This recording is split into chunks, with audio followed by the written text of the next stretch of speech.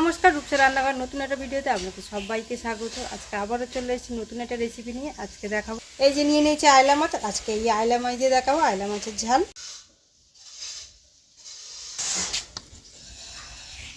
মাছগুলোকে প্রথমে ভালোভাবে কেটে নিচ্ছি, তারপরে রান্নাটা বসাবো। এই যে একটা মাছ কাটা হয়ে গেল।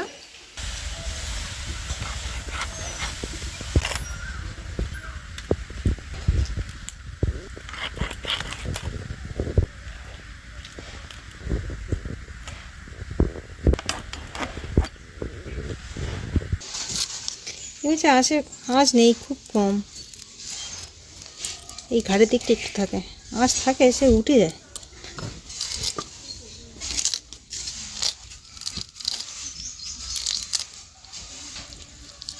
এই মাছটা টকটক।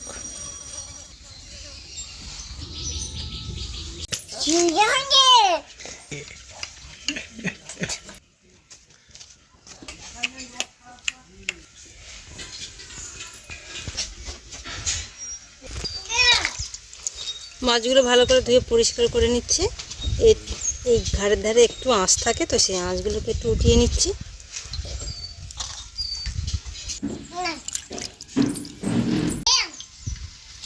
এইবারে কিছু জিনিস কেটে নেবো। এই টমেটো, পেঁয়াজ, কাঁচা লঙ্কা, আদা, রসুন এইগুলো একটু বেছে নেবো।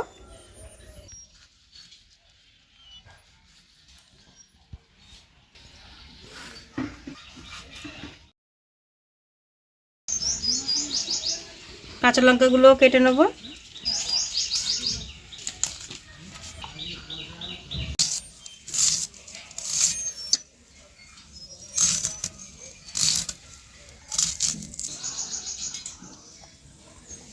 কিছু আদা রসুন বেটে নেবো।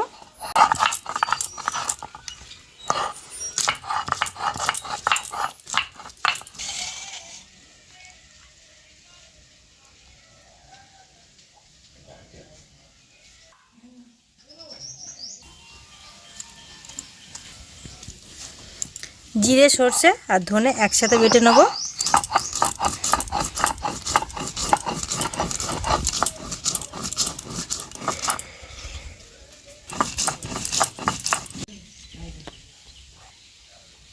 মাছের মধ্যে এবারে নুন আর হলুদটাকে মিশিয়ে নেব।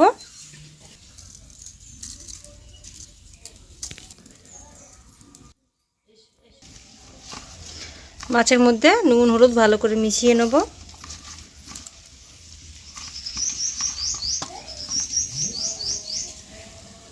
কড়াইটা গরম হয়ে গেছে, এবারে তেল দিয়ে দেবো। এবার এই যে মাছ ভেজে নেব।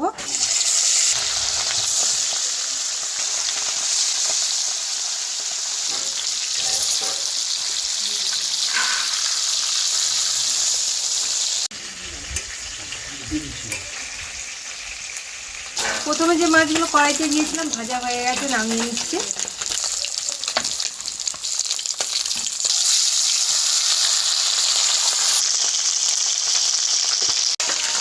বাকি মাছগুলো ভেজে নিলাম, তুলে নিচ্ছি। এবারে দিয়ে দেবো মাছ ভাজা তেলের মধ্যে পেঁয়াজ কুচি,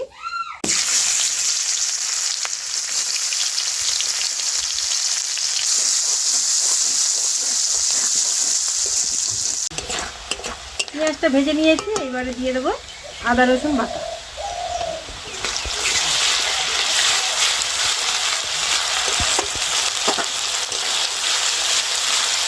পেঁয়াজের সাথে আদা রসুনটা ভেজে নিয়েছি, কাঁচা গন্ধটা চলে গেছে। এইবারে দিয়ে দেবো টমেটো কুচি আর কাঁচা লঙ্কা।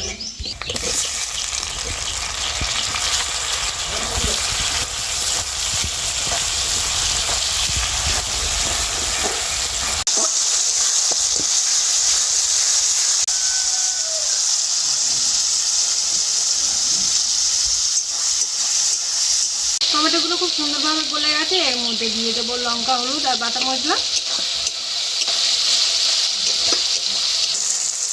7 চামচ লঙ্কার গুঁড়ো, কাঁচা লঙ্কা দিয়ে দিচ্ছি 4টে, সেই জন্য লঙ্কার গুঁড়োটা একটু কম করে দিলাম। 1/2 চামচ হলুদ গুঁড়ো, আর দিয়ে দেবো এই যে এর মধ্যে যে জিরে, ধনে আর সর্ষে একসাথে বেটে নিয়েছিলাম সেই মশলাটা।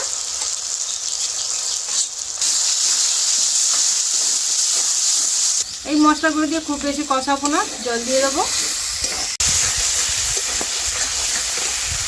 জল দিয়ে দিচ্ছি।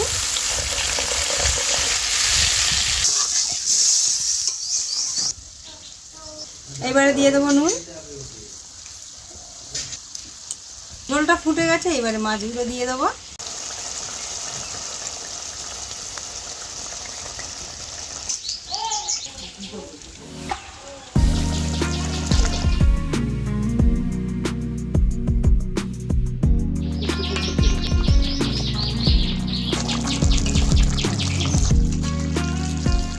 ঝোলের মধ্যে মাছগুলো দিয়ে 5 মিনিট ফুটিয়ে নিয়েছি, আর ঝোলটা একটু গাঢ় হয়ে এসছে। এবারে নামিয়ে নেব।